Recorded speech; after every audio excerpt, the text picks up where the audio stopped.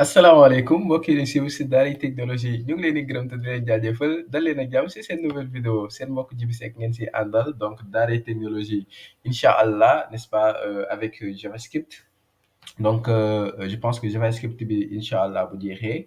bëgg naa si teg jQuery pour que ñu gën a yaatal n'est-ce pas donc après jQuery bon aussi bon c'est dans le truc n'est-ce pas une application PHP. Bon, d'abord peut-être les bases de PHP, hein, donc après une application de PHP, boo xam ne da nga koy coder de A à Z pour que vous ayez en fait les bagages nécessaires pour avancer très rapidement. Donc j'ai préféré commencer si HTML, CSS, sur JavaScript pour que ngeen am toutes les bases nécessaires pour coder. Et par la suite, maintenant, il faut aller à l'essentiel, n'est-ce pas? Commencer maintenant à faire du PHP, à faire du Java. Donc, lépp ndànk-ndànk la, Inch'Allah. Alors, donc, je pense que fii si vidéo bi dinañ si jàng par exemple la méthode includes. Alors, includes dafay permettre tout simplement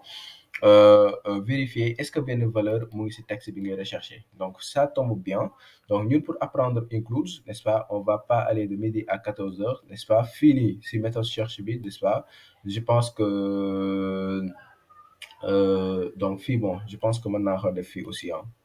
puisque duma créer beneen fonction mën naa def fii juste includes.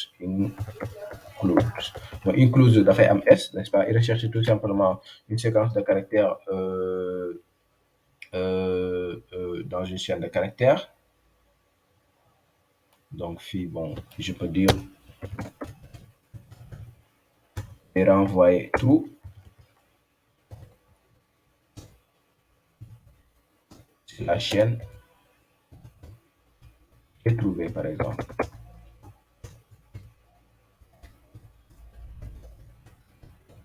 Sinon, c'est-à-dire sinon, il renvoie false. Alors, tout ce bazar-là, je supprime. Donc, loolu lay def, n'est-ce pas? C'est-à-dire, PDC c'est benn séquence de caractère, c'est benn chaîne de caractère, ba pare retourner le true, c'est-à-dire bu ko gisee daf lay retourner true, bu ko gisul mu retourner tout simplement false. Alors donc ça c'est include. Alors donc loolu laa bëgg a def fii, c'est-à-dire xam nga fii utilisateur bi dañ koy laaj mu saisir. Boo gisee bu ma cliquer fii dama koy laaj mu saisir. Donc rechercher par exemple cadre ou cadre, li ma ko wax dafa leer, cadre ou cadres, donc avec C majuscule ou C minuscule. Mais da nga gis utilisateur boo xam ni daf lay da koy bind, day bind leneen lu ko neex. Par exemple fii bu ma ñëwee bu ma defee OK, comment dirais-je, bu ma ñëwee par exemple ma def lu ma neex, ma cliquer sur OK. Ma cliquer fii si OK, bon ma actualiser pour effacer ce truc là. Bu ma defee lu ma neex par exemple ma cliquer sur OK fii, bon ça les registres yéen a gis amul dara luy affiché. Léegi idée bi mooy lan, bon peut-être bu dee par exemple utilisateur bi dafa def lu ko neex ñu afficher ko tout simplement benn message d'erreur. Donc fii dans ce cas il faut que ñu am message d'erreur, bon parce que fii yéen a gis message bi mooy affiché par exemple texte bi. Donc lii nii mooy afficher tout simplement en fait le message en tant que tel. Donc ça c'est un message. Mooy message bi ñuy def par exemple contient n fois. Donc lii c'est tout simplement le texte original. Donc je vais dire le texte. Maintenant dama soxla beneen boo xam ne message d'erreur laa koy tuddee, n'est-ce pas. Donc fii je fais comme ça, donc message error. Donc fii damay def tout simplement donc message erreur match includes ID. Voilà. Donc good na mais c'est pas méchant. Donc message erreur includes ID. Voilà, donc je pense que fii laay afficher tout simplement message d'erreur. Pour l'instant message d'erreur amagul. Alors donc pour message d'erreur yi damay dem si Bootstrap, am na par exemple alerte, les alertes là donc qui sont très cool, permettent tout simplement afficher des messages d'erreur. Par exemple comme erreur, je pense qu'on peut utiliser ça. Si c'était success mën nañu utiliser, mais erreur danger. Alors donc fii damay rechercher code baa ngi nii parce que lii moo neex si Get Bootstrap, lu mu la woon rek daf lay indil code bi, n'est-ce pas. Fii danger laay xool mu ne ma danger baa ngi nii, donc lii laay copier CTRL C. Alors à ce niveau là au lieu par exemple may def sama paragraphe, c'est plutôt ça. Donc lii laa fiy def, n'est-ce pas. Maintenant pour le moment amul contenu, n'est-ce pas, damay effacer lépp lu nekk si contenu bi. Donc juste pour voir leen que ni dana afficher même boo si defee ce truc là, bon lu tëju yow la fu muy bëgg a yóbbu ni. Donc ma def CTRL Z pour voir leen avant may effacer. Mais d'abord bon ID bi dama koy récupérer en CTRL C ma daal di koy def fii. Donc paragraphe bi soxlaatuma ko en réalité, voilà. Donc paragraphe bi dama koy remplacer par base div bi. Léegi ñu dem tester ñu xool lan la lay am donc fii bu ma actualiser tëj da ngay gis alerte bi affiché wu voilà da ngay gis alerte bi ni mu affiché wu dafay occuper par exemple toute la largeur parce que 12 lañ ko jox bu bañoon mu utiliser toute la largeur n'est-ce pas mën na ko utiliser par exemple code SG par exemple peut-être 6 et cetera donc fii yéen a ngi gis par exemple fii mu ngi affiché benn message par défaut simple danger alerte mais man fii lu ma bëgg mooy mu affiché benn message d'erreur message bi xamagun ko parce que si JavaScript la ni xamee message bi ñuy def donc fii damay effacer parce que JavaScript laa koy remplir donc mais problème la ni am bu principal parce que même bu dee da nga effacer rien que nga utiliser alerte danger fii rien que boo defee lii n'est-ce pas da ngay am par exemple benn kii bi c'est-à-dire texte bi du fi nekk mais cadre bu rouge bi dafay nekk bu ma actualiser yéen a gis texte bi nekk fii mais cadre bu rouge bi mu ngi fi léegi nan laay def léegi ba par exemple cadre bu en fait texte bi du fi nekk cadre bu rouge bi du fi nekk léegi ñu ni nan ji ma effacer alerte danger bi ñu xool boo effacer alerte danger bi boo actualiser di nga gis ni cadre bi nekku si maintenant fii la développeur bi di waxee d'accord kon xam naa ne bu ma defee fii alerte danger bu ma actualiser cadre bi dafay nekk mais bu ma effacer par exemple alerte danger cadre bi du fi nekk léegi moom lu muy poser question mooy nan laa mën a def par exemple ba alerte danger bi ma def ko avec JavaScript loolu développeur bi ni ñuy ko xalaat nan laa mën a def ban solution laa mën a teg ba alerte danger bi du ma ko si def par défaut du ma ko si def mais dama ko si def uniquement bu dee s'il y a une erreur donc dans ce cas donc on le fait avec JavaScript mais avant ñu ñëw même si texte boobu noonu damay revenir par exemple si utilisateur bi li muy saisir avec la méthode include dañuy vérifier est-ce que utilisateur bi li mu saisir am na cats ou CADS donc dañuy def if donc wax na la nga saisir oui saisir nga d'accord ginnaaw bi nga saisiree on va dire li nga saisir user point include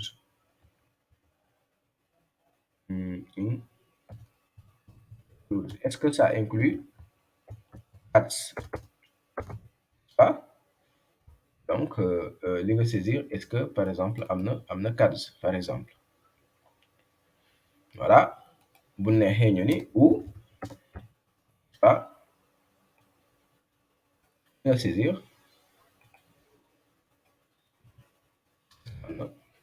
CADS parce que loolu la wax nga saisir ko mais bu dee am na ko c'est-à-dire bu dee li nga saisir nii am na ko lii dafay retourner true moo tax ma def ko directement si if bi parce que include wax naa leen true lay retourner wala false bu nee la affaire true lay retourner wala false rek mën nga ko def si directement si biir if loolu moo ma daloon par exemple si kii bi si confirme bi ma doon utiliser bi true ou false la doon retourner moo tax ma def ko directement si biir if bi voilà bu la neexee nga externaliser ko mais boo ko externaliser dafay doon ay ligne de plus alors donc bu dee tel est le cas voilà donc dans ce cas lii laay def c'est-à-dire li ma bëgg nga saisir nga ko dans ce cas je fais ça maintenant bu dee par exemple yow saisiroo li ma bëgg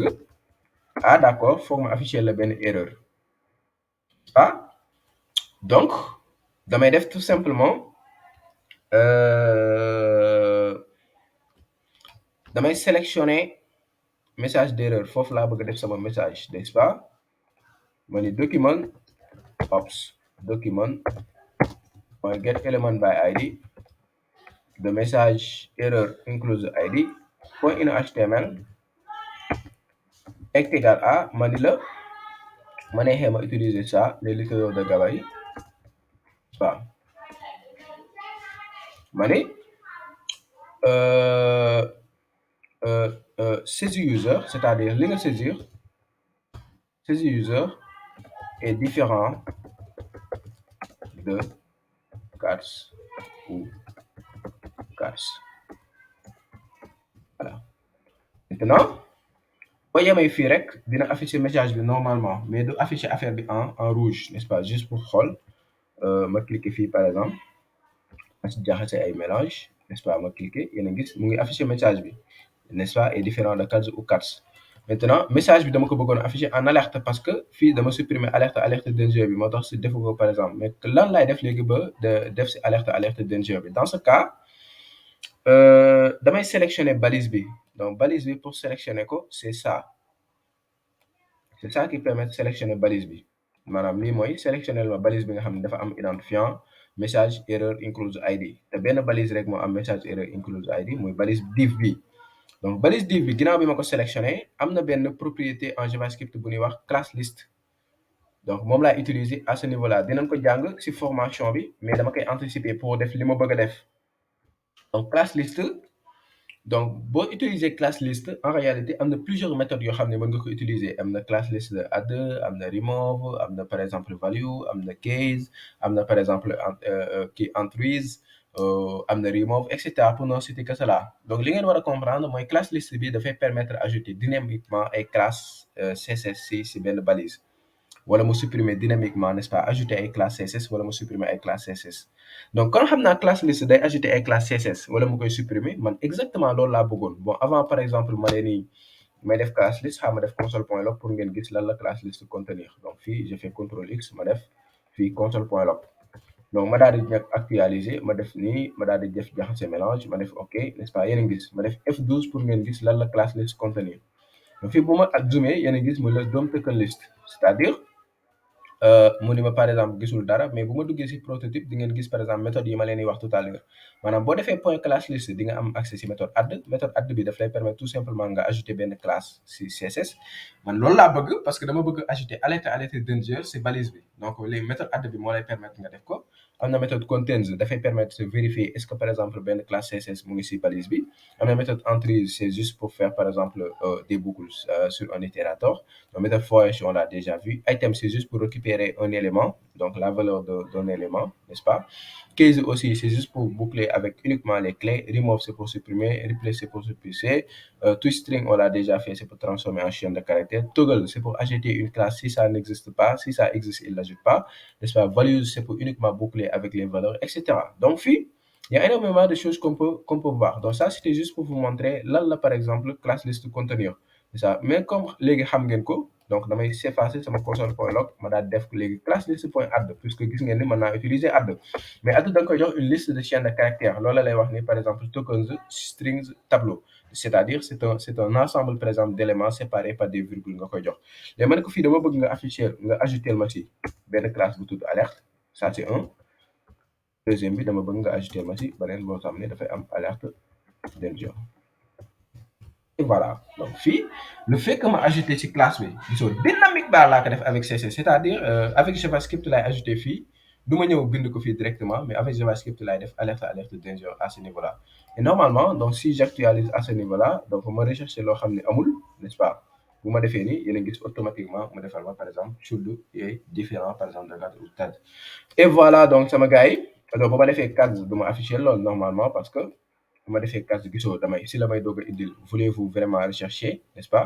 bu ma defee oui mu defal ma par exemple indil ma donc tout continue de marcher à la perfection bu ma defee case encore bon moo xam si majuscule laa ko defee wala minuscule bu ma cliquer fii par exemple mu indil ma voulez-vous vraiment rechercher bu ma defee non yaa ngi gis mu trouve que 3 fois parce que fii dafay utiliser les expressions régulières donc fii bu ma defee loo xam ni nekkul par exemple si affaire bi bu ma cliquer et automatiquement mu affiché ma par exemple message d'erreur bi alors sama gars yi gis nga c'est très puissant le JavaScript bu ma leen doon wax ne JavaScript il permet de gérer les contenus de manière dynamique c'était pour ça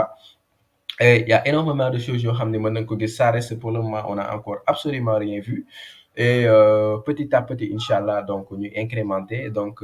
voilà je pense que formation bi c'est une formation vraiment choc parce qu'on est en train de détailler beaucoup de choses on entre dans les détails au fond profond des choses pour jox leen maximum de bagages nécessaires pour que vous avez en fait